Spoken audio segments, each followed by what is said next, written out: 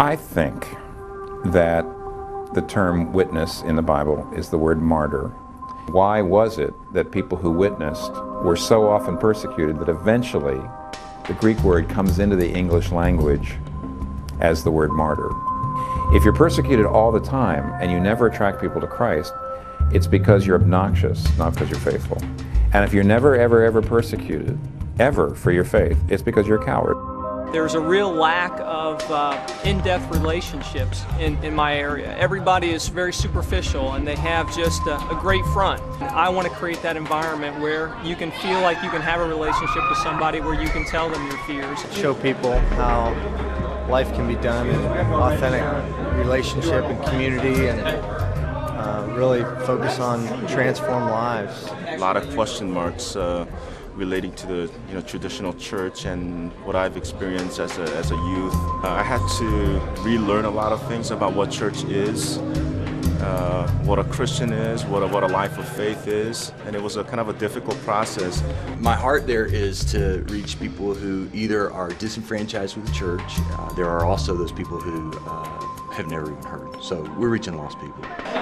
With the gospel of Jesus, and are going to see people connected to God and connected to one another in ways that result in multiplying disciples. What does it mean to be a missions-oriented, outward-focused church? I know right now that there's something of a debate between what some people would call an attractional model and an incarnational model. An incarnational model is puts all the emphasis on being involved in the community, being involved in the lives of the people in the neighborhood. The attractional model, which is that you put on a tremendous event with high quality production and presentation and communication and so on, and you attract people in where they incubate and think about the faith. Definitely team, plurality, relational. Has to be a definite connect with a core. How can I start this in a way and lead along a path where we're not starting out as an organization per se, but as an organism, right?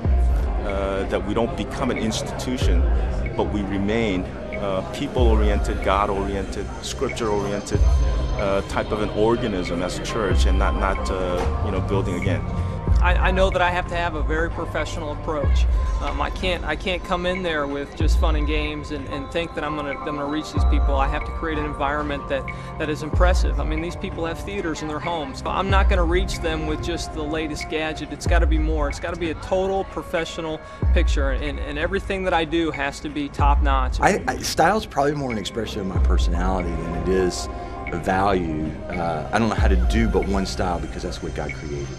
If it's going to work, it's going to be in sync with my heart, which makes it in sync with my style. Choosing one style or one idea over another, you're automatically limiting the kind of person that you're going to relate to. Really focusing on this kind of, to use the buzzword, focusing on this missional aspect of being in our community, really seeing life-on-life interaction and that sort of thing, and then having relevant environments that as people are investing in others, they're able to invite them to be a part of that and to experience, the mission of God, in their context. There will probably be either more incarnational or more attractional to start, because it's a circle, and you tend to have to break into the circle somewhere. People who come to a city and they go attractional right away. And honestly, the church planter isn't absolutely and totally immersed in the local culture and really understand how people think and their hopes and aspirations. They're just not involved. So the incarnational and the attractional, I think, are symbiotic. And I don't know where you start. But I certainly wouldn't throw my whole lot in with one or the other. And that's what I think is the missional dynamic, the attractional and the incarnational.